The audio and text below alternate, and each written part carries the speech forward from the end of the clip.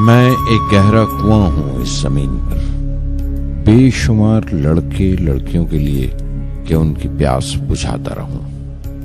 उसकी बेपनाह रहमत उसी तरह जर्रे जर्रे पर बरसती है जैसे कुआं सबकी प्यास बुझाता है।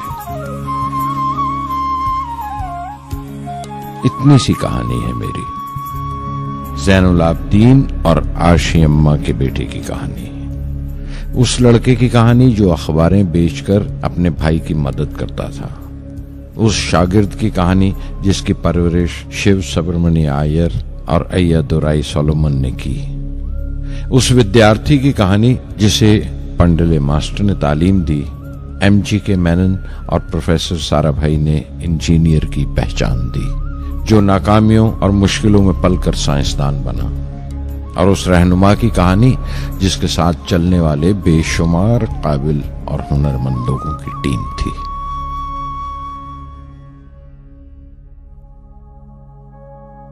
मेरी कहानी मेरे साथ खत्म हो जाएगी, क्योंकि दुनियावी मानों में मेरे पास कोई पूंजी नहीं है।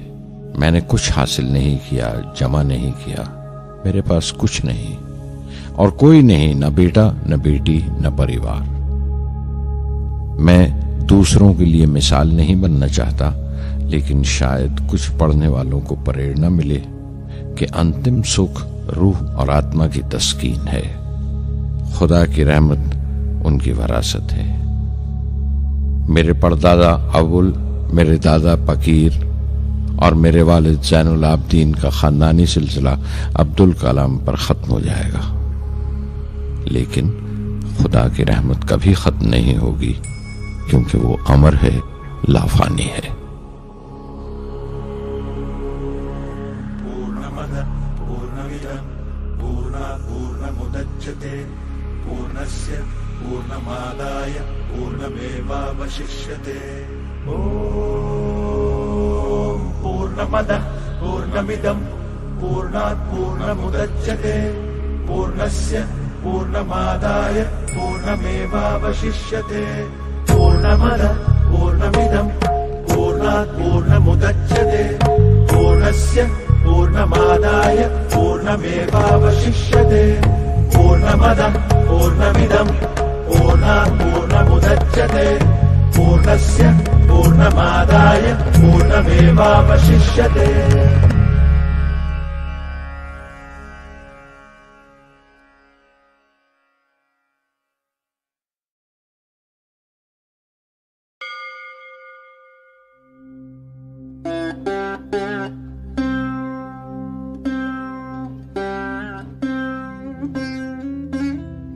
मैं शहर रामेश्वरम के एक मिडिल क्लास तमिल खानदान में पैदा हुआ। मेरे अब्बा ज़ैनुल आबदीन के पास न तालीम थी न दौलत, लेकिन इन मजबूरियों के बावजूद एक दानाई थी उनके पास और हौसला था। और मेरी मां जैसी मददगार थी आशी अम्मा। उनकी कई औलादों में एक मैं भी था, बुलंद कामत माँ बाप का एक छोटे से कद वाला मामूली शक्ल सूरत का लड़का। अपने पुश्तैनी मकान में रहते थे हम, जो कभी 19वीं सदी में बना था। काफी वसी और पक्का मकान था रामेश्वरम की मस्जिद स्ट्रीट में। मेरे अब्बा हर तरह के ऐशो आराम से दूर रहते थे, मगर जरूरियात की तमाम चीजें मुयस्सर थीं। सच तो यह है कि मेरा बचपन बड़ा महफूज था, मादी तौर पर भी और जज्बाती तौर पर भी, मटेरियली एंड इमोशनली।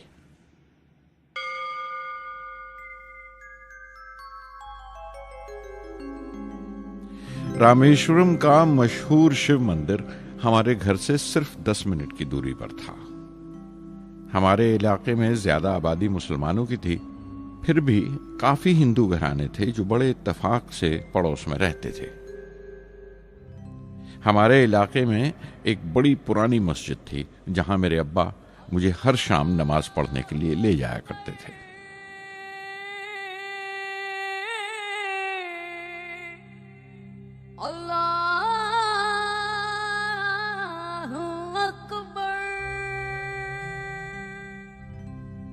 रामेश्वरम मंदिर के बड़े पुरोहित पक्षी लक्ष्मण शास्त्री मेरे अब्बा के पक्के दोस्त थे। मेरी बचपन की यादों में आंकी हुई एक याद ये भी थी कि अपने अपने रवायती लिबास में बैठे हुए वो दोनों कैसे रूहानी मसलों पर देर देर तक बातें करते रहते थे। मेरे अब्बा मुश्किल से मुश्किल रूहानी मामलों को भी तमिल की आम जबान में बयान कर लिया करते थे। एक बार मुझसे कहा था, जब आफत आए तो आफत की वजह समझने की कोशिश करो, मुश्किलें हमेशा खुद को परखने का मौका देती हैं।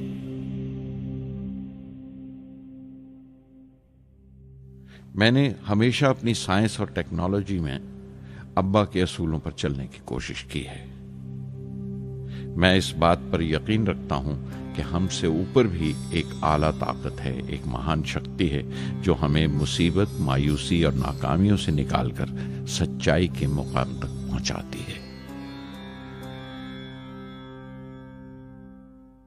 मैं करीब 6 बरस का था जब अब्बा ने एक लकड़ी की कश्ती बनाने का फैसला किया, जिसमें वो यात्रियों को रामेश्वरम से धनुषकोडी का दौरा करा सकें, ले जाएं और वापस ले आएं। वो समंदर के साहिल पर लकड़ियां बिछाकर कश्ती का काम किया करते थे। एक और हमारे रिश्तेदार के साथ, अहमद जलालुद्दीन। बाद में उनका निकाह मेरी आपा जोहरा के साथ हुआ। अहमद जलालुद्दीन हालांकि मुझसे 15 साल बड़े थे, फिर भी हमारी दोस्ती आपस में जम गई थी।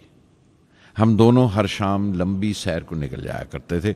मस्जिद गली से निकलकर हमारा पहला पड़ाव शिव मंदिर हुआ करता था, जिसके गिर्द हम उतनी ही श्रद्धा से परिक्रमा करते थे जिस श्रद्धा से बाहर से आए हुए यात्री। जलालुद्दीन ज्यादा पढ़ लिख नहीं सके उनके घर के हालात की वजह से, लेकिन मैं जिस जमाने की बात कर रहा हूं, उन दिनों हमारे इलाके में सिर्फ वही एक शख्स था जो अंग्रेजी लिखना जानता था।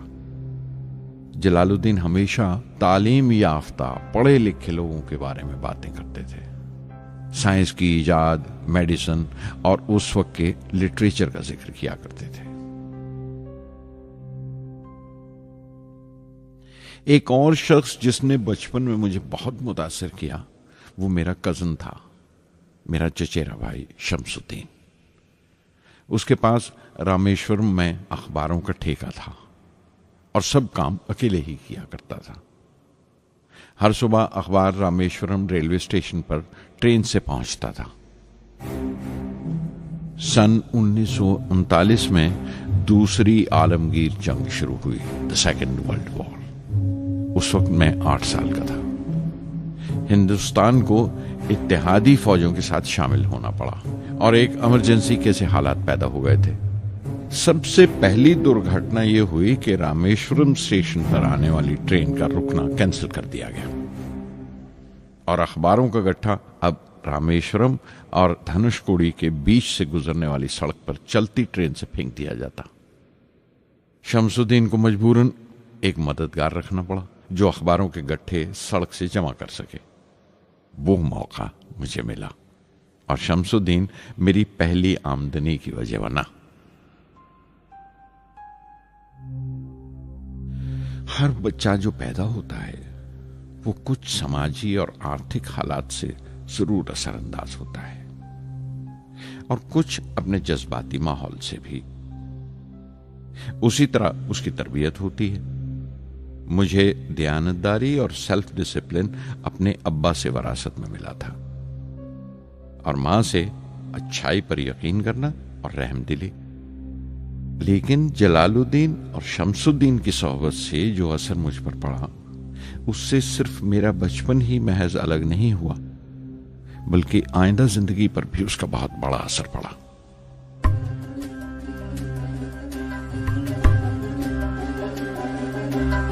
தந்தை மகற்கு ஆற்றும் நன்றி அபயத்து முந்தி இருப்பச்செயல்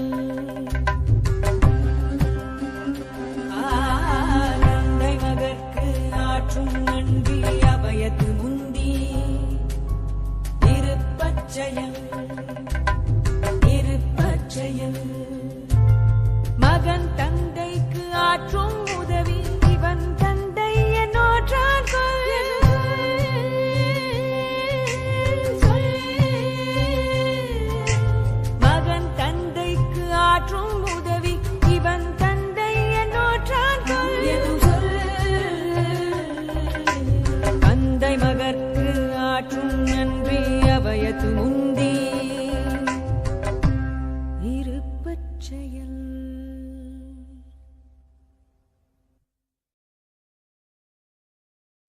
फिर जंग खत्म हो गई और हिंदुस्तान की आज़ादी बिल्कुल यकीनी हो गई। मैंने अब्बा से रामेश्वरम छोड़ने की इजाज़त चाही। मैं डिस्ट्रिक्ट हेडक्वार्टर्स रामनाथपुरम जाकर पढ़ना चाहता था। शमसुद्दीन और जलालुद्दीन मेरे साथ रामनाथपुरम तक गए मुझे श्वार्ट्स हाई स्कूल में दाखिल कराने के लिए। जाने क्यों वो नया माहौल मुझे रास नहीं आया। रामनाथपुरम बड़ा मसरूफ शहर था और करीब 50,000 की आबादी थी, लेकिन रामेश्वरम का सुकून और इत्मीनान कहीं नहीं था। घर बहुत याद आता था और घर लौटने का कोई मौका मैं छोड़ता नहीं था। श्वार्ट्स हाई स्कूल में दाखिल होने के बाद एक 15 साल लड़के के तमाम शौक जो हो सकते थे मेरे अंदर जाग उठे। मेरे टीचर अय्यादुराई सोलोमन बेहतरीन रहबर थे, गाइड, उस नौजवान जहन के लिए जिसके सामने जिंदगी की बेशुमार मुमकिनात खुलने वाली थी।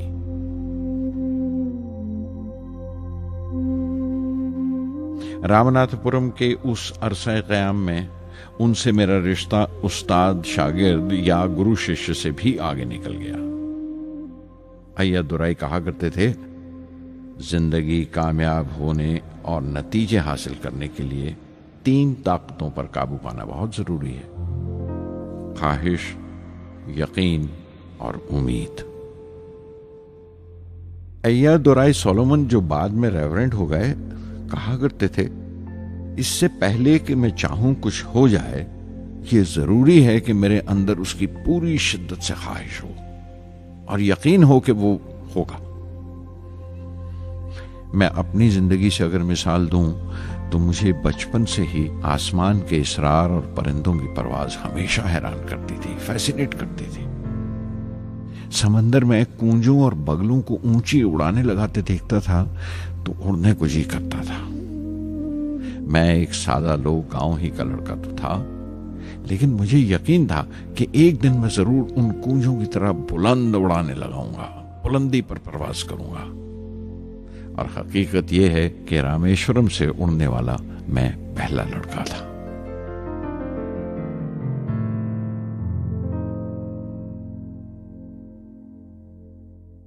श्वार्ट्स स्कूल में तालीम खत्म करते करते मेरे अंदर खुद एतमादी बस चुकी थी और मुझे यकीन था कि मैं जरूर कामयाबी हासिल करूंगा। मैं तालीम आगे जारी रखूंगा, उसमें कोई दूसरा ख्याल नहीं था। सन 1950 में मैं इंटरमीडिएट पढ़ने के लिए सेंट जोसेफ कॉलेज ट्रिची में दाखिल हो गया। जब बीएससी डिग्री के लिए मैंने सेंट जोसेफ कॉलेज में दाखिला लिया तो हायर एजुकेशन के माने सिर्फ इतने ही जानता था। ये नहीं जानता था कि हायर एजुकेशन के लिए कुछ और भी हो सकता है। न ये जानता था कि साइंस पढ़ के फ्यूचर के लिए और क्या मौके हासिल हो सकते हैं। बीएससी पास करने के बाद ही जान पाया कि फिजिक्स मेरा सब्जेक्ट नहीं था। अपने ख्वाब को पूरा करने के लिए मुझे इंजीनियरिंग में जाना चाहिए था। पता नहीं क्यों कुछ लोगों का ऐसा ख्याल है कि साइंस आदमी को खुदा से मुनकर कर देती है, लेकिन मेरे लिए तो साइंस एतमाद, विश्वास और रूहानी तस्कीन की वजह रही है। किसी तरह मैं MIT यानी मद्रास इंस्टीट्यूट ऑफ टेक्नोलॉजी के उम्मीदवारों की लिस्ट में तो आ गया, लेकिन उसका दाखला बहुत महंगा था। कम से कम 1,000 रुपए की जरूरत थी और मेरे अब्बा के पास इतने रुपए नहीं थे। उस वक्त मेरी अक्का, मेरी आपा जोहरा ने अपने सोने के कड़े और चेन बेचकर मेरी फीस का इंतजाम किया। मुझ पर उसकी उम्मीद और यकीन देखकर मैं पसीज गया।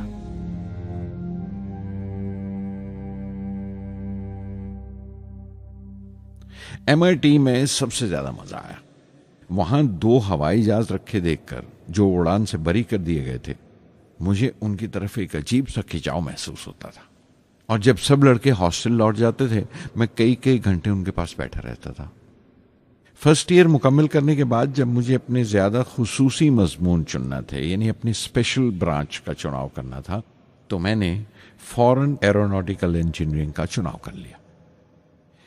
MIT की तालीम के दौरान मुझे 3 टीचर्स ने बहुत मुतासिर किया। Professor Spondar, professor KAV Pandalai, professor Narasimha Rao. Professor Spondar technical aerodynamics सिखाते थे। एरोनॉटिकल इंजीनियरिंग में दाखिले से पहले मैंने उनसे सलाह ली थी। उन्होंने समझाया था कि मुझे मुस्तकबिल का फैसला करने से पहले मुस्तकबिल की मुमकिनात के बारे में नहीं सोचना चाहिए, बल्कि सोचना चाहिए एक अच्छी बुनियाद के लिए और अपने रुझान और इश्तियाक के बारे में कि उसमें कितनी शिद्दत है, मेरे एप्टीट्यूड्स और एस्पिरेशन में कितनी इंटेंसिटी है। मैं खुद भी होने वाले इंजीनियरिंग स्टूडेंट्स से कहना चाहता हूं कि जब वो अपना स्पेशलाइजेशन का चुनाव करें तो ये देखें कि उनमें कितना शौक है, कितना उत्साह है और लगन है उस शोबे में जाने के लिए। प्रोफेसर KAV पंडले ने मुझे एरो स्ट्रक्चर डिज़ाइन सिखाया और उसका तज्जिया भी, विश्लेषण, एनालिसिस भी। वो बड़े खुशदिल और दोस्त टीचर थे और हर साल कोई ना कोई नया तरीका, नया नजरिया लेकर आते थे कोर्स में। प्रोफेसर नरसिंह राव मैथमेटिशियन थे। वो एरोडायनेमिक्स की थ्योरी सिखाया करते थे। उनकी क्लास में दाखिल होकर मुझे मैथमेटिकल फिजिक्स बाकी तमाम सब्जेक्ट से ज्यादा अच्छा लगने लगा। साध संगी हरि हरि नाम चित्तारा चित्तारा, साध संगी हरि हरि नाम चित्तारा, सहजी अनंतु होवे दिनु राति, अंकुर भलो हमारा, साध संगी साध संगी।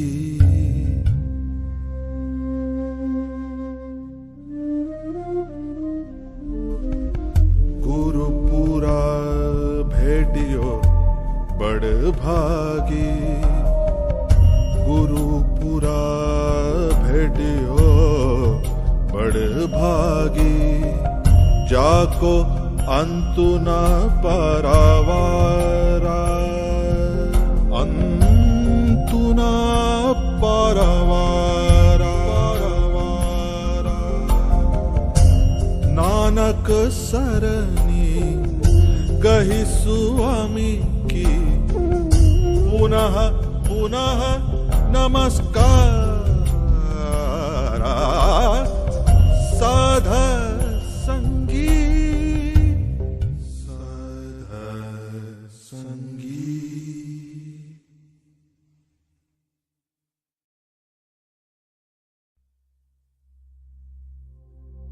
MIT से मैं बेंगलोर के हिंदुस्तान एरोनॉटिक्स लिमिटेड HAL में बतौर ट्रेनी दाखिल हो गया। HAL से जब मैं एरोनॉटिकल इंजीनियरिंग ग्रेजुएट बनकर निकला तो जिंदगी ने 2 मौके मेरे सामने खड़े कर दिए और दोनों मेरी परवाज के देरीना ख्वाब पूरे कर सकते थे। एक मौका था एयरफोर्स का, दूसरा मिनिस्ट्री ऑफ डिफेंस में directorate of technical development and production का। मैंने दोनों में अर्जी भेज दी और बैक वक्त दोनों से इंटरव्यू का बुलावा आ गया। एयरफोर्स के लिए मुझे देहरादून बुलाया गया था और डिफेंस के लिए दिल्ली। मेरे दोनों मुकाम 2000 किलोमीटर के फासले पर थे। ये पहला मौका था मेरा अपने वसी और विराट वतन को देखने का। खिड़की पर बैठा मैं इस देश की सरजमीन को पांव तले से बहता हुआ देख रहा था। हैरान था कि उत्तर की तरफ सफर करते हुए एक ही मुल्क का लैंडस्केप कैसे बदलता चला जाता है। मैं 1 हफ्ता दिल्ली में ठहरा, डिफेंस मिनिस्ट्री का इंटरव्यू दिया। इंटरव्यू अच्छा हुआ था। वहां से मैं देहरादून गया एयरफोर्स सिलेक्शन बोर्ड के इंटरव्यू के लिए। 25 उम्मीदवारों में मैं 9वें नंबर पर आया। मेरा दिल बैठ गया, बहुत मायूस हुआ और कई दिन तक अफसोस रहा कि एयरफोर्स में जाने का मौका मेरे हाथ से निकल गया। मैं ऋषिकेश चला गया, दिल पर यह बोझ लेकर कि आने वाले दिन बड़े सख्त होंगे।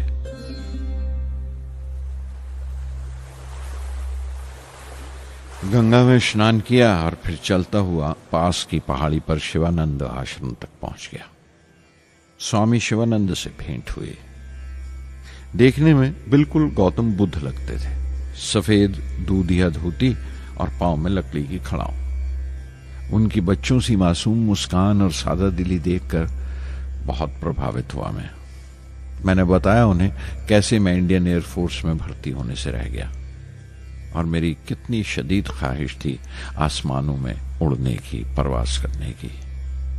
वो मुस्कुरा दिए और बोले, ख्वाहिश अगर दिलो जान से निकली हो, वो पवित्र हो और उसमें शिद्दत हो, तो उसमें कमाल की एक इलेक्ट्रोमैग्नेटिक एनर्जी होती है, एक बरकी मकनातीसी ताकत होती है।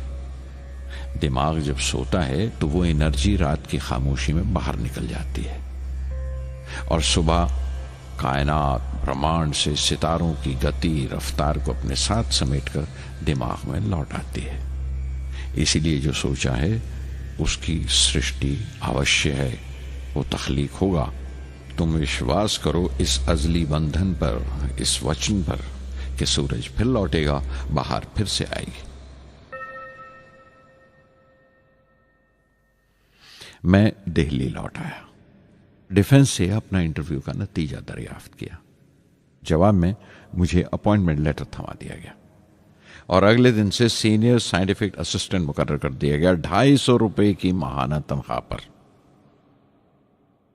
3 साल गुजर गए। उन्हीं दिनों बेंगलोर में एरोनॉटिकल डेवलपमेंट एस्टेब्लिशमेंट ADE का एक नया महकमा खुला और मुझे वहां पोस्ट कर दिया गया। बेंगलोर कानपुर से बिल्कुल मुख्तलिफ शहर था। मैं अपने डायरेक्टोरेट की पोस्टिंग का पहला साल वहां गुजार चुका था। दरअसल हमारे देश में ये एक अजीब तरीका है, एक अजीब सा ढंग है अपने लोगों को हद दर्जा तक निचोड़ लेने का, जो हमारे लोगों को इंतहा पसंद बना देता है। शायद इसलिए कि सदियों इस देश ने गैर मुल्की तहजीबों के जख्म भी खाए हैं और उन्हें अपने दामन में जगह भी दी है। अलग अलग हुक्मरानों से वफा करते करते हम अपनी हैसियत, अपनी यकताई खो बैठे हैं। बल्कि हमने एक और ही किस्म की खूबी पैदा कर ली है कि एक ही वक्त में रहम दिल भी हैं और बेरहम भी, हसास भी हैं और बेहिस भी। जितने गहरे हैं उतने ही सतही। ऊपर से देखो तो हम बड़े खुश रंग और खूबरू नजर आते हैं, लेकिन कोई गौर से देखे तो अपने हुक्मरानों की एक बेढब नकल से ज्यादा कुछ नहीं है। मैंने कानपुर में कल्ले में दबाए हुए पान वाले नवाब वाजिद अली शाह के नकलची बहुत देखे और बेंगलोर में फिरंगियों के अंदाज में कुत्ते की जंजीर थामे टहलते हुए साहिबों की कमी नहीं थी। बेंगलोर में रहकर मैं रामेश्वरम की सुकून और गहरे शांत वातावरण के लिए तरसता था।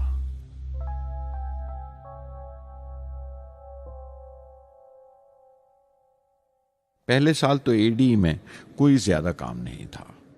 एक प्रोजेक्ट टीम बनाई थी कि 3 सालों में एक स्वदेशी हॉवरक्राफ्ट तैयार करें और वो वक्त से पहले तैयार हो गया। नंदी उसका नाम रखा गया, शिव की सवारी के आधार पर। उसका डिजाइन हमारी उम्मीद से ज्यादा अच्छा था, लेकिन मैं सख्त मायूस हुआ जब आपसी कंट्रोवर्सीज की बिना पर सारा प्रोजेक्ट बालाए ताक रख दिया गया, बंद कर दिया गया। Professor MGK Menon, Tata institute of fundamental research के डायरेक्टर, एक रोज अचानक ही हमारी जांच पड़ताल को आ पहुंचे। नंदी का जिक्र निकला। मुझसे पूछताछ करते हुए उन्होंने ख्वाहिश जाहिर की एक 10 मिनट की उड़ान के लिए। उसके 1 हफ्ता बाद की बात है, मुझे इनकुस्पार से बुलावा आ गया, the Indian committee for space research. मैं मुंबई चला गया रॉकेट इंजीनियर की पोस्ट के लिए इंटरव्यू देने। मेरा इंटरव्यू लेने वाले डॉक्टर विक्रम साराभाई और प्रोफेसर MGK मेनन के अलावा मिस्टर सराफ थे, जो उस वक्त एटॉमिक एनर्जी कमीशन के डिप्यूटी सेक्रेटरी के ओहदे पर थे। डॉक्टर साराभाई की गर्मजोशी ने पहली ही मुलाकात में मेरा दिल मोह लिया। अगले ही दिन मुझे खबर मिल गई कि मैं चुन लिया गया। मुझे इनकोस्पार में रॉकेट इंजीनियर की हैसियत से शामिल कर लिया गया था। सन 1962 के देरीना हिस्से में कहीं इनकोस्पार ने थुम्बा में इक्वेटोरियल रॉकेट लॉन्चिंग स्टेशन बनाने का फैसला किया। थुम्बा केरला में त्रिवेंद्रम से परे एक दूर दराज के ऊंगते से गांव का नाम है। हिंदुस्तान में यह मॉडर्न रॉकेट बेस्ड रिसर्च की एक दबी सी इब्तदा थी, हल्की सी शुरुआत। उसके फौरन बाद ही मुझे 6 माह के लिए अमेरिका भेज दिया गया, नासा में रॉकेट लॉन्चिंग की ट्रेनिंग के लिए। जाने से पहले मैं थोड़ा सा वक्त निकालकर रामेश्वरम गया।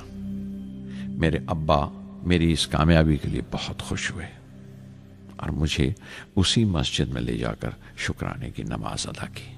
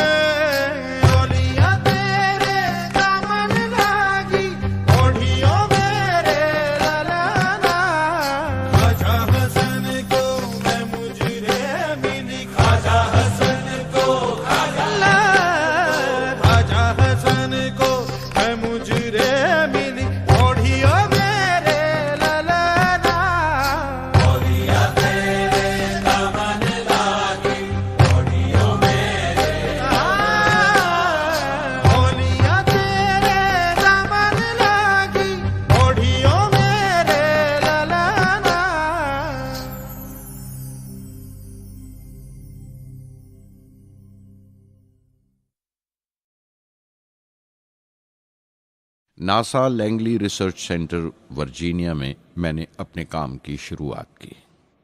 बाद में Goddard space flight centre Maryland चला गया।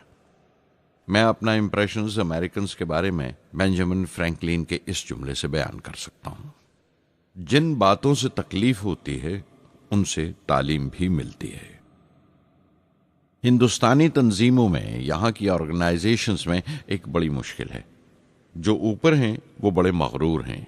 अपने से छोटों की, जूनियर्स और सबऑर्डिनेट्स की राय लेना अपनी हतक समझते हैं।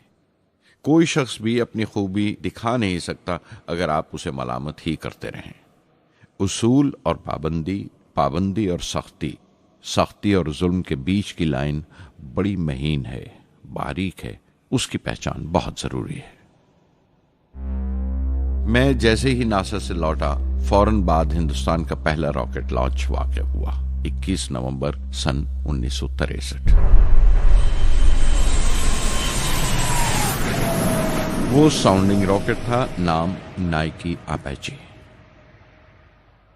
नाइकी अपाचे की कामयाबी के बाद प्रोफेसर साराभाई ने अपनी आरज़ू, अपने ख्वाब का इजहार किया। एक Indian satellite launch vehicle ISLV का सपना। हिंदुस्तानी रॉकेट का ख्वाब 20वीं सदी में एक तरह से 18वीं सदी का ख्वाब भी कहला सकता है, जो टीपू सुल्तान ने देखा था। टीपू सुल्तान की फौज में 27 ब्रिगेड थे जो खुशून कहलाते थे, और हर एक ब्रिगेड में एक दस्ता था रॉकेटमैन का जो साथ रहा करता था और जुर्क्स कहलाता था। जब टीपू सुल्तान मारा गया तो अंग्रेजों ने 700 रॉकेट्स और 900 रॉकेट के सब सिस्टम्स बरामद किए 1799 में तिरुकन्नाहल्ली की जंग के बाद। वो रॉकेट्स विलियम कॉन्गरीव ने इंग्लैंड भिजवा दिए जांच पड़ताल के लिए, उसकी तकनीक समझने के लिए, जिसे आज की साइंसी जबान में हम रिवर्स इंजीनियरिंग कहते हैं। टीपू सुल्तान की मौत के साथ उस ख्वाब की भी मौत हो गई, कम से कम 150 साल के लिए। पंडित जवाहरलाल नेहरू की बदौलत वो रॉकेटरी का ख्वाब एक बार फिर हिंदुस्तान में जिंदा हुआ। प्रोफेसर साराभाई ने उस ख्वाब को हकीकत बनाने की जिम्मेदारी अपने सर ले ली। बहुत से तंग नजर लोगों को एतराज था इस बात पर कि इस मुल्क में जहां लोगों को 2 वक्त की रोटी नसीब नहीं होती, वहां इन स्पेस उड़ानों को, इन खलाई तहरीकों को क्यों तरजीह दी जा रही है। लेकिन प्रधानमंत्री पंडित नेहरू और प्रोफेसर साराभाई के नजरिए में किसी किस्म का मुबालगा नहीं था। उनके नजरिए बिल्कुल साफ थे कि अगर दुनिया के मुल्कों में और दुनिया के मसलों में कोई हिस्सा लेना है, शिरकत करनी है, हिंदुस्तान को कोई हैसियत हासिल करनी है, तो साइंस और टेक्नोलॉजी की तरक्की और खुद मुख्तारी, सेल्फ रिलायंस अशद जरूरी है। और उनका मकसद ताकत का मुजाहिरा हरगिज नहीं था। सहज पके सुमीठा होए। थुम्बा में 2 रॉकेट सहज पके मगर कामयाब हुए, एक रोहिणी, दूसरा मेनका। अगला साल लगा ही था जब प्रोफेसर साराभाई ने मुझे दिल्ली बुला भेजा। एक मीटिंग थी और मीटिंग में ग्रुप कैप्टन वीएस नारायणन से मेरा तारुफ कराया गया, जो एयर हेडक्वार्टर्स से थे। प्रोफेसर साराभाई ने रेटो तैयार करने का इरादा जाहिर किया, rocket assisted take off system, एक मिलिट्री एयरक्राफ्ट जो रॉकेट की मदद से उड़ाया जा सके बड़ी छोटी सी जगह में। शाम तक यह खबर भी आम हो गई कि हिंदुस्तान एक खुद साख्ता मिलिट्री एयरक्राफ्ट तैयार कर रहा है और मैं उस प्रोजेक्ट का मुख्तार हूं, जिम्मेदार हूं। मैं कई तरह के जज्बात से भर गया, खुश भी था, शुक्रगुजार भी, खुशकिस्मत भी, और एक एहसास हुआ तकमील का, फुलफिलमेंट का। 19वीं सदी के एक शायर की ये सत्रें बहुत याद आई। हर दिन के लिए तैयार रहो, हर दिन को एक तरह ही मिलो। जब ओखली हो बर्दाश्त करो, जब दस्ता हो तो वार करो। रेटो पे काम करते हुए 2 अहम वाकयात हुए। पहला तो यह था कि अपने देश में पहली बार स्पेस रिसर्च का 10 साला प्रोग्राम तैयार हुआ, जिसके ऑथर थे प्रोफेसर साराभाई। मेरे लिए वो एक ऐसा रूमानी मैनिफेस्टो था जैसे स्पेस से इश्क करने वाले किसी शायर की रूमानी नज्म हो, जैसे कोई अपने देश के आसमान से इश्क करने लगा हो। और दूसरा वाकया मिनिस्ट्री ऑफ डिफेंस में मिसाइल पैनल का तैयार होना। नारायणन और मैं, हम दोनों उस पैनल के मेंबर थे। उस वक्त तक भविष्य की आने वाली SLV सैटेलाइट लॉन्च व्हीकल का नाक नक्शा भी तैयार हो चुका था। प्रोफेसर साराभाई अपने देरीना ख्वाब को ताबीर देने के लिए कुछ और साथियों का चुनाव कर चुके थे। मैं खुद को खुशकिस्मत समझता हूं कि मुझे उस प्रोजेक्ट का लीडर चुना गया। उस पर प्रोफेसर साराभाई ने मुझे एक और जिम्मेदारी भी सौंपी कि लॉन्च की 4थी स्टेज मैं ही डिजाइन करूं। यह मामूल था, मेरा आदत थी कि हर मिसाइल पैनल की मीटिंग के बाद मैं जाकर प्रोफेसर साराभाई को पूरी तफसील, पूरी रिपोर्ट देता था। दिल्ली में ऐसी ही एक मीटिंग के बाद 23 दिसंबर 1971 को मैं त्रिवेंद्रम लौट रहा था और उस दिन प्रोफेसर साराभाई थुम्बा में SLV का मुआयना करने गए हुए थे। दिल्ली एयरपोर्ट के लाउंज से मैंने उन्हें फोन किया, पैनल मीटिंग की तफसील बताई। प्रोफेसर साराभाई ने मुझे कहा कि मैं त्रिवेंद्रम एयरपोर्ट पर उनका इंतजार करूं। मैं जब त्रिवेंद्रम पहुंचा तो फिजा में एक मातम बिछा हुआ था। मुझे खबर दी गई कि प्रोफेसर साराभाई नहीं रहे। चंद घंटे पहले दिल का दौरा पड़ने से उनका इंतकाल हो गया। मैं थर्रा के रह गया। चंद घंटे पहले ही तो मैंने उनसे बात की थी। मेरे लिए वो बहुत बड़ा सदमा था। प्रोफेसर साराभाई मेरी नजर में इंडियन साइंस के राष्ट्रपिता हैं, जैसे राष्ट्र के पिता महात्मा गांधी हैं। उन्होंने अपनी टीम से रहनुमा पैदा किए और खुद अपने अमल से उनके लिए मिसाल साबित हुए।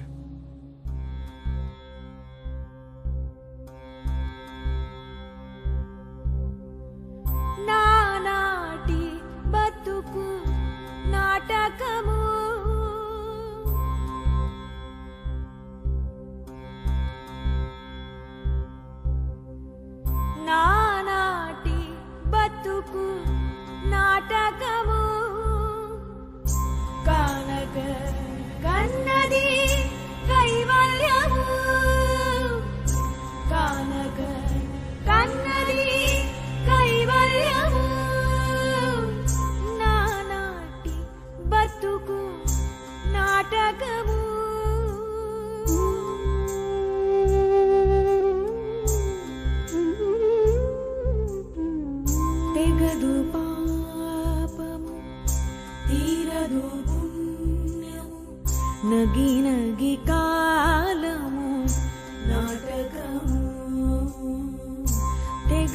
పాపము తీరదు పుణ్యము నగి నగి కాలము నాటకము యగువన శ్రీ వెంకటేశ్వరుడేలికే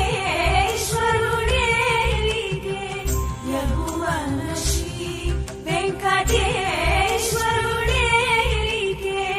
గగనము మీదిది కైవల్యము గగనము మీదిది కైవల్యము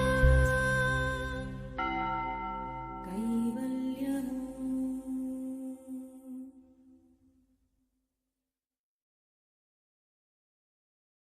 कुछ अरसा प्रोफेसर एमजी के मेनन ने स्पेस रिसर्च का काम संभाला। बिलाखिर प्रोफेसर सतीश धवन को Indian space research organisation ISRO की जिम्मेदारी सौंप दी गई। तुम्बा का पूरा कॉम्प्लेक्स एक बड़े पैमाने पर स्पेस सेंटर बना दिया गया और Vikram Sarabhai space centre VSSC का नाम दिया गया। जिसने वो सेंटर कायम किया था उसी के नाम से उस जगह की श्रद्धांजलि पेश की गई। मशहूर मेटलर्जिस्ट डॉक्टर ब्रह्म प्रकाश VSSC के पहले डायरेक्टर मुकर्रर हुए। कोई भी शख्स अपनी जिम्मेवारी में तभी कामयाब हो सकता है अगर वो बारसूख हो, मोतबर हो और अपने फैसलों के लिए उसे सही हद तक आजादी हो। शायद निजी जिंदगी में भी तसल्ली का यही एक रास्ता है। आजादी और जिम्मेवारी एक साथ हो तभी वो तस्कीन और खुशी का बायस हो सकती है।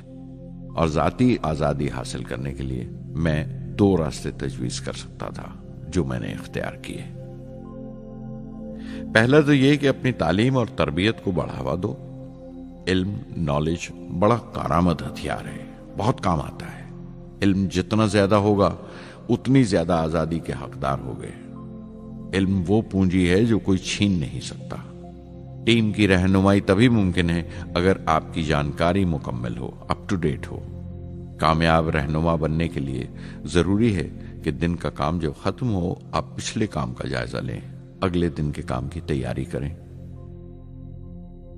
दूसरा तरीका यह है कि अपने काम को अपना फख्र समझें, गर्व समझें और जरूरी है कि अपने अंदर की शक्ति की सही जानकारी हो। जो करो उस पर यकीन रखो या जिस पर यकीन हो वही करो, वरना दूसरों के ईमान का शिकार बनते रहोगे। SLV प्रोजेक्ट के पहले 3 सालों में साइंस के बहुत से नए नए इसरार खुले और आहिस्ता आहिस्ता साइंस और टेक्नोलॉजी का फर्क समझ आने लगा। रिसर्च और अमल, डेवलपमेंट का फासला पता चलने लगा। किसी भी ईजाद में गलतियां होना लाजमी है, लेकिन हर गलती कामयाबी की तरफ एक और कदम उठाती है, एक और सीढ़ी बन जाती है। किसी भी तख्लीक की तरह SLV-3 की तख्लीक भी कई दर्दनाक लम्हों से गुजरी। एक रोज जब मैं और मेरे तमाम साथी अपने कामों में पूरी तरह डूबे हुए थे, मेरे घर से एक मौत की इत्तला पहुंची। मेरे दोस्त और हमदर्द मेरे बहनोई जलालुद्दीन का इंतकाल हो गया था। कुछ देर के लिए तो मैं सुन्न होकर रह गया, मेरी आंखों में अंधेरा छा गया। थोड़ी देर बाद जब अपने चौगिरदे का एहसास हुआ तो महसूस किया जैसे मेरी हस्ती का एक हिस्सा मर गया था। रात की रात बसों में सफर करता हुआ अगली सुबह मैं रामेश्वरम पहुंचा। जोहरा को क्या तसल्ली देता और क्या सब्र देता अपनी भांजी महबूबा को जो रो रो कर हलकान हो रही थी। मेरी आंखों के सोते पहले ही सूख चुके थे। थुम्बा लौटकर बहुत दिनों तक सारा कामकाज, सारी मसरूफियत बेमानी लगने लगी। बहुत दिनों तक बहुत मलाल लगा, सब बेमानी लगता था। प्रोफेसर धवन देर देर तक हौसला देते थे, कहते SLV पर जैसे जैसे काम आगे बढ़ेगा मुझे सब्र महसूस होगा और ये मायूसी कम होते होते गुजर जाएगी। 1976 में मेरे अब्बा ज़ैनुल आबदीन 102 साल की उम्र में वहीं रामेश्वरम में इंतकाल फरमा गए। 15 पोते पोतियां छोड़कर गए थे पीछे और एक पड़पोता। दुनियावी तौर पर वो सिर्फ एक और बुजुर्ग की मौत थी। कोई बड़ा मातम नहीं हुआ, झंडा नहीं उतारा गया, न अखबारों ने स्याह हाशिए दिए, न सियासतदान थे वो, न विद्वान कोई, न कोई बड़े सरमायादार। एक सीधे सादे इंसान थे, फरिश्ता सिफत। और हर उस बात की वजह थे जो दानाई और पारसाई की राह दिखाती है।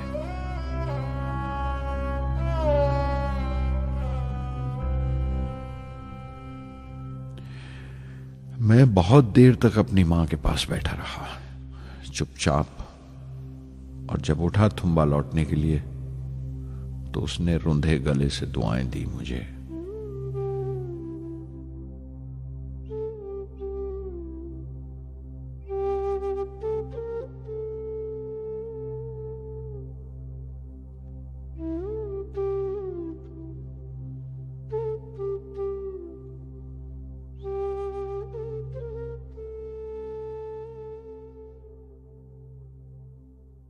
SLV-3 अपोजी रॉकेट जो फ्रांस से उड़ाई जाने वाली थी, अचानक कुछ मुश्किलों का शिकार हो गई। मुझे फौरन फ्रांस जाना पड़ा। मैं रवाना होने ही वाला था कि मेरी मां की मौत की खबर पहुंची। यके बाद दीगरे 3 मौतें हो गई मेरे घर में। उस वक्त मुझे अपने काम में पूरे ध्यान की जरूरत थी। 100% लगन से काम करने की ख्वाहिश किसी और लगन की गुंजाइश नहीं छोड़ती। मुकम्मल नीति और पूरी लगन से SLV-3 का ख्वाब 1979 के दरमियान में जाकर पूरा हुआ। हमने SLV-3 की परवाज का दिन 10 अगस्त 1979 तय किया था। 23 मीटर लंबा 4 स्टेजेस का ये रॉकेट 17 टन का वजन लेकर 7:58 पर बड़ी कजदाई से उड़ा और खला की तरफ रवाना हुआ।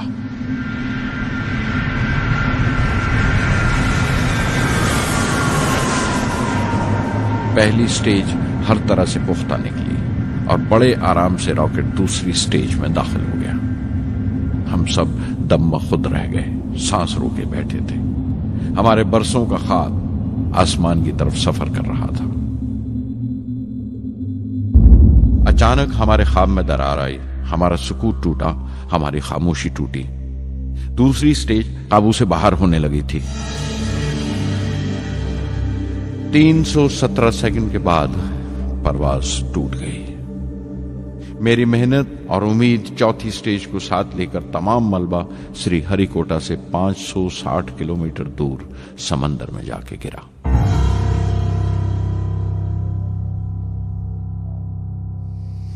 इस हादसे से हम सबको सख्त सदमा पहुंचा। मैं गम और गुस्से से भर गया, नुचड़ गया, बिल्कुल जिस्मानी तौर पर भी और जहनी तौर पर भी। मैं सीधा अपने कमरे में गया और बिस्तर में धंस गया। मैंने अपने कंधे पर एक दिलासे का हाथ महसूस किया तो आंख खोली। दोपहर ढल चुकी थी, शाम करीब थी। डॉक्टर ब्रह्म प्रकाश मेरे सराहने बैठे थे। उनकी इस हमदर्दी ने छू लिया मुझे। मैं उदास था, मायूस था, लेकिन अकेला नहीं।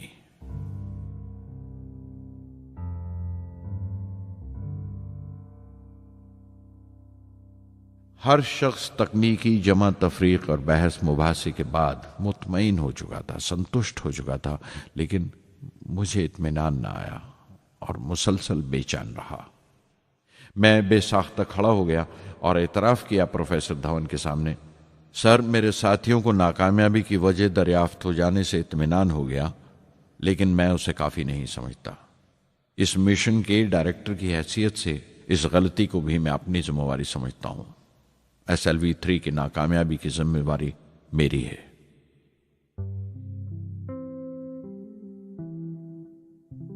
साइंस का काम कमाल दर्जा उत्साह भी देता है, खुशी भी और उतनी ही गहरी मायूसी भी। इस तरह के वाकयात सोच सोचकर मैं दिल को ढारस देता रहा। यह ख्याल कि इंसान चांद पर उतर सकता है सबसे पहले एक रूसी साइंटिस्ट ने सोचा था। उसे हकीकत बनने में 40 साल गुजर गए जब अमेरिका ने उसे पूरा किया। प्रोफेसर चंद्रशेखर ने चंद्रशेखर लिमिट का आविष्कार किया था 1930 में, जब कैम्ब्रिज में पढ़ रहे थे। लेकिन 50 साल बाद उन्हें उसी डिस्कवरी पर नोबेल प्राइज मिला। वॉन ब्रॉन अपनी सैटर्न लॉन्च व्हीकल से आदमी को चांद पर उतारने से पहले कितनी सारी नाकामियों से गुजरे होंगे। पहाड़ की चोटी पर उतरने से पहाड़ पर चढ़ने का तजुर्बा नहीं मिलता। जिंदगी पहाड़ की चढ़ानों पर मिलती है, चोटी पर नहीं। चढ़ानों पर ही तजुर्बे मिलते हैं और जिंदगी मंचती है और टेक्नोलॉजी तरक्की करती है। चोटी पर पहुंचने की कोशिश ही में चढ़ानों का इल्म हासिल होता है। मैं एक एक कदम चलता रहा, चढ़ता रहा चोटी की तरफ।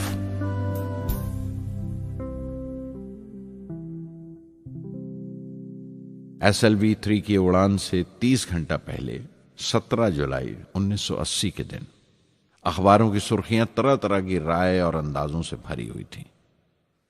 ज्यादातर रिपोर्टर्स ने पहली SLV की उड़ान याद दिलाई थी कि किस तरह वो रॉकेट फेल हो गया था और उसका मलबा समंदर में जाकर गिरा था।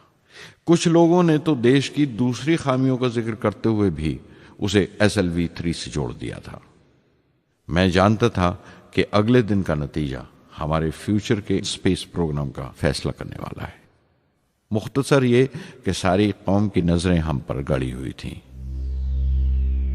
18 जुलाई 1980 सुबह 8:03 पर हिंदुस्तान का पहला सैटेलाइट लॉन्च व्हीकल उड़ा।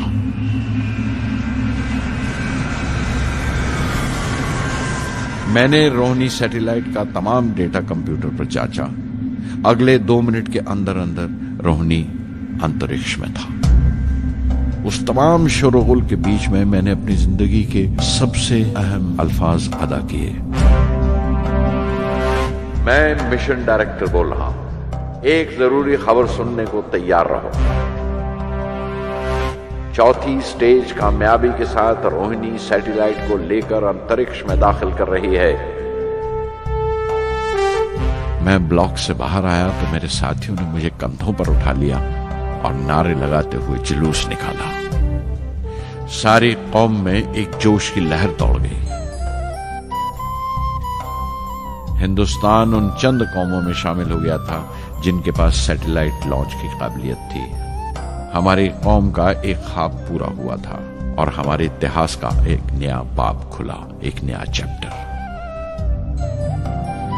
प्रधानमंत्री इंदिरा गांधी ने मुबारकबाद का तार भेजा और सबसे ज्यादा हिंदुस्तान के साइंसदान खुश थे कि ये पूरी कोशिश स्वदेशी थी, हमारी अपनी थी।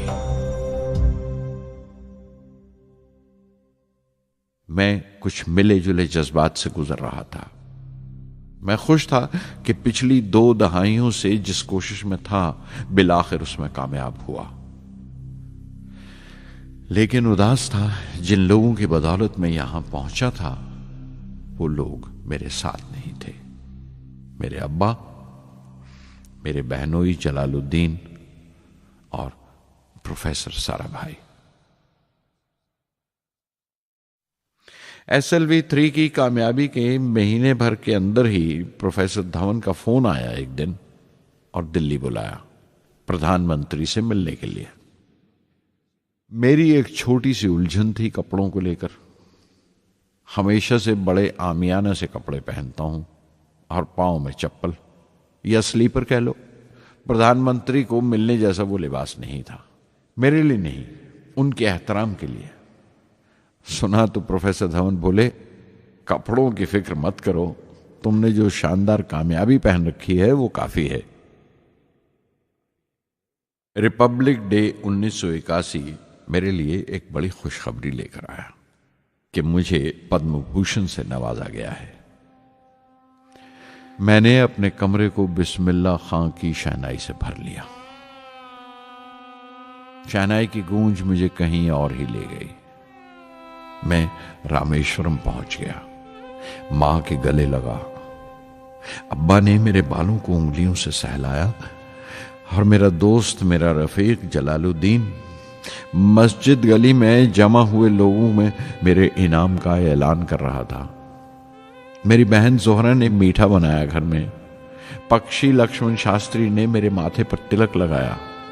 फादर सोलोमन ने मेरे हाथ में सलीब देकर दुआ पढ़ी और प्रोफेसर सारा भाई को देखा। उनके चेहरे पर मुस्कुराहट थी, फख्र था। जो पौधा वो लगाकर गए थे अब पूरा पेड़ बन चुका था, जिसके फल हिंदुस्तान की आवाम तक पहुंच रहे थे।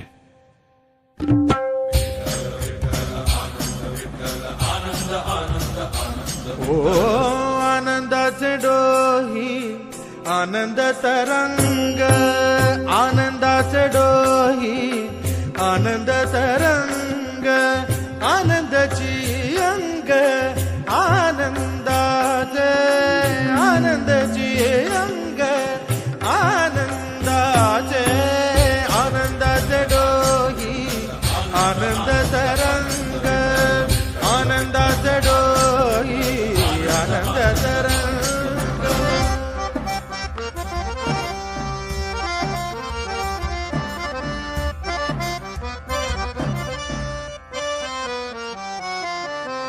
गर्भाचे आवडी मातेचा डोहळा, तेथीचा जीवळा तेथे प्रेंबे। गर्भाचे आवडी मातेचा डोहळा, तेथीचा जीवळा तेथे प्रेंबे। तुका म्हणे तैसा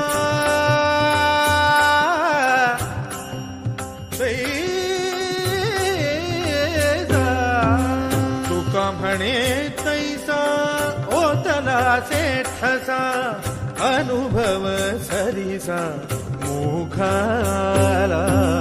आनंदाचे डोही आनंद तरंग, आनंदाची अंग, आनंदाचे आनंदाचे डोही आनंद तरंग।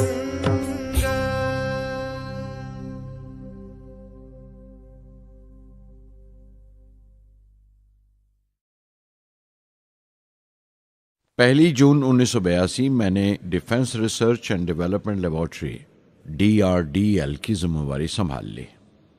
उस वक्त के defence minister Shri R Venkataraman ने जब मशवरा दिया कि बजाय दर्जा बदर्जा मिसाइल तैयार करने के हमें मुकम्मल अपनी मिसाइल तैयार करने का प्रोग्राम बनाना चाहिए, तो हमें अपने कानों पर यकीन नहीं आया और देखते देखते ही वो प्रोजेक्ट एक मुकम्मल मिसाइल का प्रोग्राम बन गया, जिसके नतीजे आइंदा बहुत दूर तक पहुंचे। हर एक प्रोजेक्ट का नाम हिंदुस्तान की खुद मुख्तारी, सेल्फ रिलायंस का सबूत था। सरफेस टू सरफेस मिसाइल का नाम पृथ्वी रखा गया। टैक्टिकल कोर व्हीकल को त्रिशूल का नाम दिया गया। Surface to air defence system Akash कहलाया।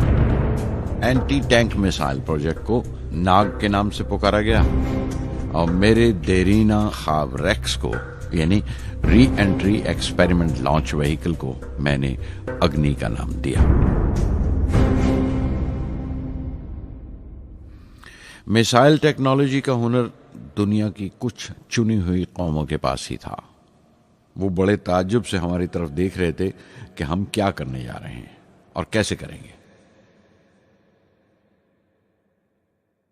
हम एक मीटिंग में बैठे हुए अपने मकसद को पूरा करने के लिए 1984 की निशानदेही कर रहे थे जब डॉक्टर ब्रह्म प्रकाश की मौत की खबर आई। मेरे लिए वो एक और सदमा था। पहली SLV की नाकामी के वक्त जिस तरह उन्होंने ढारस दी थी मुझे, वो याद करके मैं और ज्यादा गमगीन हो गया।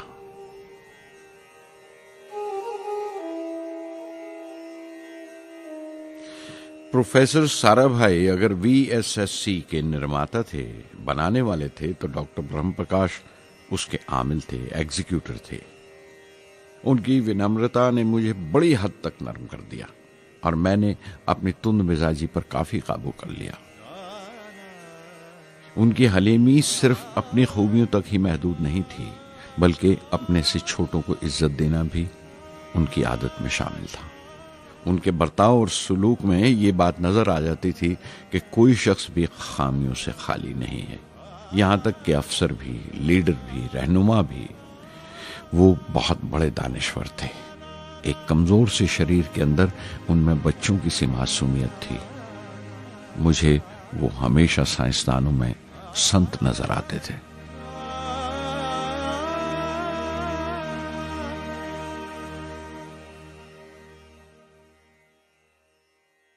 पृथ्वी का काम अपनी तकमील को पहुंच रहा था जब हम 1988 में दाखिल हुए।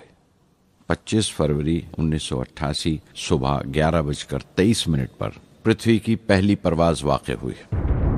हमारे मुल्क में वो एक ऐतिहासिक मौका था। पृथ्वी सिर्फ एक सरफेस टू सरफेस मिसाइल ही नहीं, बल्कि आइंदा आने वाली तमाम किस्म की मिसाइल का बुनियादी नक्शा भी था। फ्यूचर का मॉड्यूल था वो। पृथ्वी ने हमारे आस पड़ोस के मुल्कों को दहला दिया। मगरबी यानी वेस्टर्न मुल्कों को पहले तो हैरत हुई, फिर गुस्से का इजहार किया और पाबंदी लगा दी इंडिया के लिए कि वो ऐसी कोई चीज बाहर के मुल्कों से न खरीद सकें जो उनके मिसाइल प्रोग्राम में इस्तेमाल हो सकती हो या काम आ सकती हो। मिसाइल की इजाद में हिंदुस्तान की खुद मुख्तारी ने दुनिया के तमाम तरक्की याफ्ता मुल्कों को परेशान कर दिया। अग्नि की टीम में 500 से ज्यादा साइंसदान शामिल थे। अग्नि की परवाज 20 अप्रैल 1999 तय पाई थी। लॉन्च की तमाम तैयारियां मुकम्मल हो चुकी थीं और हिफाजत के लिए यह फैसला किया गया था कि लॉन्च के वक्त आसपास के तमाम गांव खाली करा दिए जाएं। अखबारात और दूसरी मीडिया ने इस बात को बहुत उछाला। 20 अप्रैल पहुंचते पहुंचते तमाम मुल्क की नजरें हम पर टिकी हुई थीं।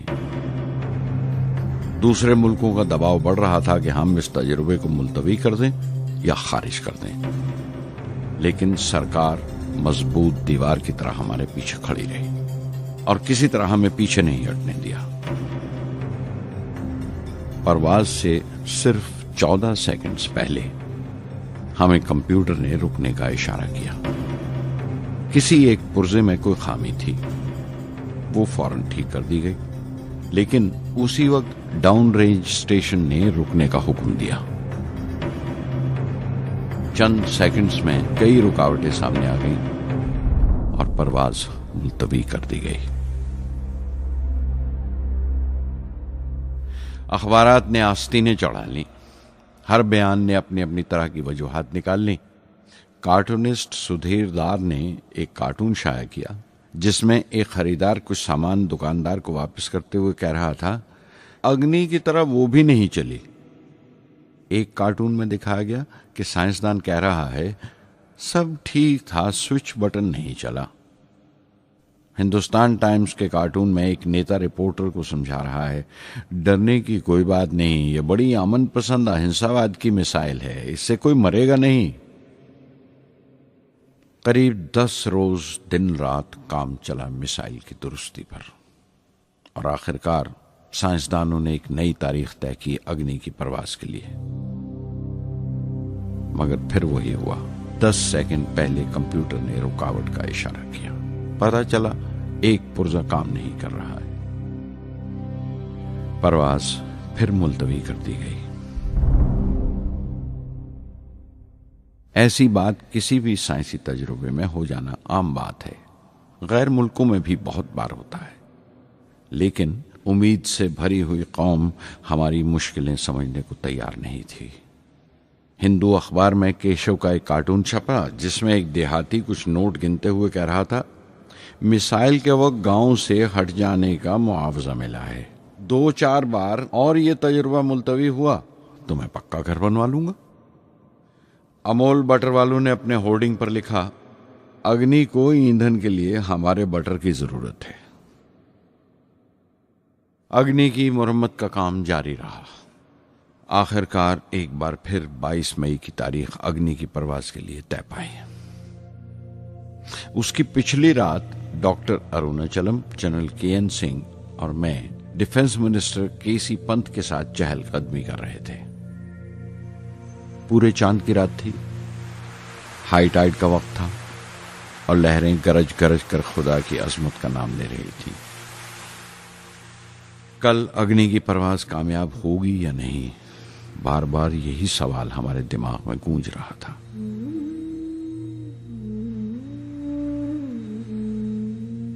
डिफेंस मिनिस्टर ने एक लंबी खामोशी को तोड़ते हुए पूछा, कलाम, कल अग्नि की कामयाबी मनाने के लिए क्या चाहते हो तुम?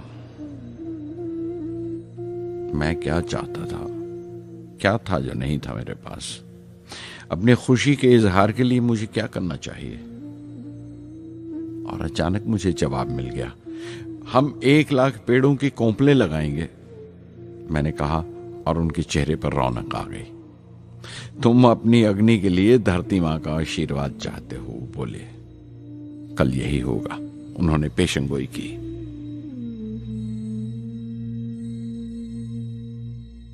अगले दिन सुबह 7:10 पर अग्नि लॉन्च हुई। कदम कदम सही निकला। मिसाइल ने जैसे टेक्स्ट बुक याद कर ली हो, जैसे सबक याद कर लिया था। हर सवाल का सही जवाब मिल रहा था। लगता था एक लंबे खौफनाक ख्वाब के बाद एक खूबसूरत सुबह ने आंख खोली है। 5 साल की मुशक्कत के बाद हम इस लॉन्च पैड पर पहुंचे थे। इसके पीछे 5 लंबे सालों की नाकामयाबी, कोशिशें और इम्तिहान खड़े थे। इस कोशिश को रोक देने के लिए हिंदुस्तान ने हर तरह के दबाव बर्दाश्त किए थे, लेकिन हमने कर दिखाया जो करना था। मेरी जिंदगी का सबसे कीमती लम्हा था वो मुट्ठी भर सेकंड्स, 600 सेकंड की वो परवाज जिसने हमारी बरसों की थकान दूर कर दी, बरसों की मेहनत को कामयाबी का तिलक लगाया। उस रात मैंने अपनी डायरी में लिखा, अग्नि को इस नजर से मत देखो। ये सिर्फ ऊपर उठने का साधन नहीं है, न शक्ति की नुमाइश है। अग्नि एक लौ है जो हर हिंदुस्तानी के दिल में जल रही है। इसे मिसाइल मत समझो, ये कौम के माथे पर चमकता हुआ आग का सुनहरी तिलक है। स्वधर्मम् अपि चावेक्ष्य न विकम्पितुम् अर्हसि, धर्म्याद् युद्धश्रेयोऽन्य क्षत्रियस्य न विद्यते।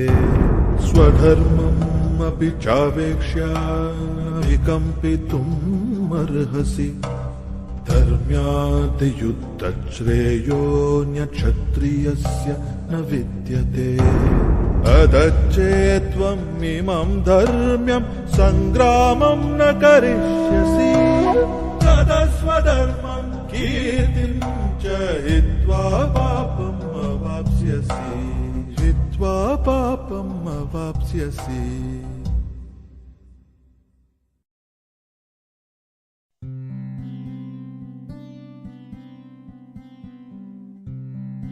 उन्नीस 1990 के रिपब्लिक डे पर देश ने मिसाइल प्रोग्राम की कामयाबी का जश्न मनाया। मुझे पद्म विभूषण से नवाजा गया और डॉक्टर अरुणाचलम को भी।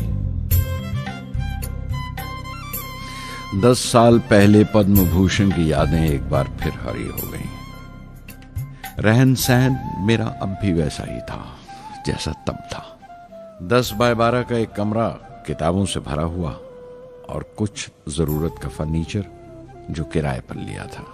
फर्क इतना ही था कि तब यह कमरा त्रिवेंद्रम में था, अब हैदराबाद में। वेटर मेरा नाश्ता लेकर आया, इडली और छाछ, और आंखों में एक खामोश मुस्कुराहट, मुबारकबाद की। मैं अपने हमवतनों की इस नवाजिश से छलक गया।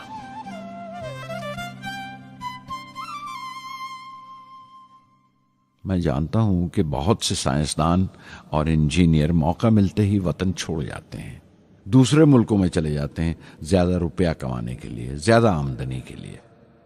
लेकिन ये आदर, मोहब्बत और इज्जत क्या कमा सकते हैं जो उन्हें अपने वतन से मिलती है। 15 अक्टूबर 1991 में 60 साल का हो गया। मुझे अपने रिटायरमेंट का इंतज़ार था। चाहता था कि गरीब बच्चों के लिए एक स्कूल खोलूं। ये वो दिन थे जब मैंने सोचा कि अपनी ज़िंदगी के तजुर्बे, मुशाहिदे और वो तमाम बातें कलमबंद करूं जो दूसरों के काम आ सकें। एक तरह से अपनी स्वाने उम्री लिखूं, अपनी जीवनी। मेरे ख्याल में मेरे वतन के नौजवानों को एक साफ नजरिए और दिशा की जरूरत है। तभी ये इरादा किया कि मैं उन तमाम लोगों का जिक्र करूं जिनकी बदौलत मैं ये बन सका जो मैं हूं। मकसद ये नहीं था कि मैं कुछ बड़े बड़े लोगों के नाम लूं, बल्कि ये कि कोई शख्स कितना भी छोटा क्यों ना हो, उसे हौसला नहीं छोड़ना चाहिए। मसले, मुश्किलें जिंदगी का हिस्सा हैं और तकलीफें कामयाबी की सच्चाइयां हैं। जैसा कहा है किसी ने, खुदा ने यह वादा नहीं किया कि आसमान हमेशा नीला ही रहेगा, जिंदगी भर फूलों से भरी राहें मिलेंगी। खुदा ने यह वादा नहीं किया कि सूरज है तो बादल नहीं होंगे, खुशी है तो गम नहीं, सुकून है तो दर्द नहीं होगा। मुझे ऐसा कोई गुरूर नहीं कि मेरी जिंदगी सबके लिए एक मिसाल बनेगी, मगर यह हो सकता है कि कोई मायूस बच्चा किसी गुमनाम सी जगह पर जो समाज के किसी माजूर हिस्से से ताल्लुक रखता हो, ये पढ़े और उसे चैन मिले, ये पढ़े और उसकी उम्मीद रोशन हो जाए। हो सकता है ये कुछ बच्चों को नाउमीदी से बाहर ले आए और जिसे वो मजबूरी समझते हैं वो मजबूरी ना लगे। उन्हें यकीन रहे कि वो जहां भी हैं खुदा उनके साथ है। काश हर हिंदुस्तानी के दिल में जलती हुई लौ को पर लग जाए और उस लौ की परवाज से सारा आसमान रोशन हो जाए।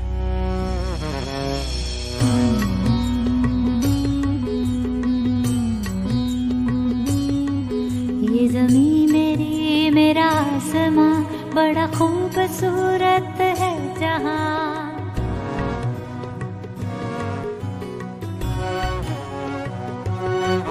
ये ज़मीं मेरी, मेरा आसमां, बड़ा खूबसूरत है जहां। मेरी जिंदगी परवाज़ है, वो फिजा मेरी, मैं उड़ूं जहां। मेरी जिंदगी परवाज़ है, वो फिजा मेरी, मैं उड़ूं जहां। ये ज़मीं मेरी, मेरा आसमां, बड़ा खूबसूरत है जहां। कभी धूप लेप के आसमां हमने सुनहरी कर लिया। कभी धूप लेप के आसमां हमने सुनहरी कर लिया। फिर धूप बांध के पाँव में हम उड़े हैं ठंडी हवाओं में। ज़मीं मेरी, मेरा आसमां, बड़ा खूबसूरत है जहां। कभी वक्त उठा के सरों पे हम और आग लेके परों पे हम। कभी वक्त उठा के सरों पे हम और आग लेके परों पे हम। कभी छानी खाली खला कहीं, हम उड़े जहाँ पे हवा नहीं। ज़मीं मेरी, मेरा आसमां, बड़ा खूबसूरत है जहां। मेरी जिंदगी परवाज़ है,